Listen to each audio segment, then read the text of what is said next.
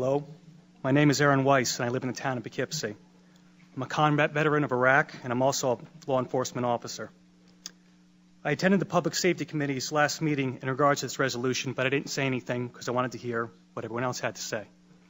And I heard some shocking things from some people and some legislators.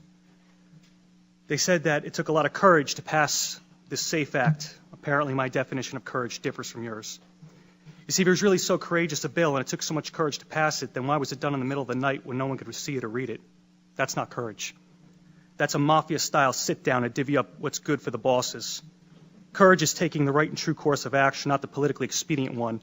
And anyone who is proud of this law must also be proud of the Patriot Act, the TSA, imprisoning Japanese citizens in World War II, since all these actions were spurred on by emotional fear and rammed through in the name of public safety. Another issue is the insistence of certain people to stand on the graves of dead children and challenge those that disagree to say it to the parents' faces. Well, I, for one, will pick up that gauntlet. First off, why is dead children your battle cry? You didn't say anything about the hundreds of Chicago children being killed, and for some reason you only scream when it happens to wealthy white ones. And yes, I will say to anyone's face, my right is more important than your dead, because I fought for it firsthand. I washed the blood of my friends out of my Humvee, and I picked up their mangled bodies, and I fought day in and day out. I did more things that you people can't imagine. So yeah, my right trumps your dead. I earned it in blood. I gave up a lot for this country, including my youth, and better men than me gave up a whole lot more, so that all you, myself included, could enjoy the rights that are guaranteed to us in our Constitution and Bill of Rights.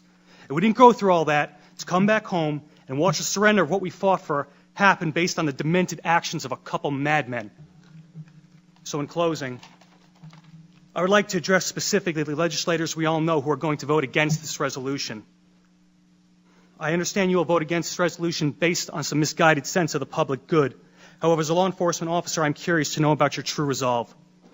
Since voting to take away someone's rights is totally different than being asked to enforce it, I want you to consider this.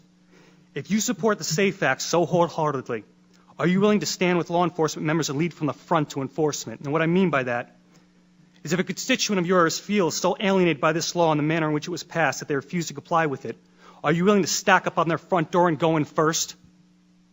I bet if a clause was in this bill that required you, the elected leadership, our elected leaders, to go in the door first, I bet you would not be so steadfast.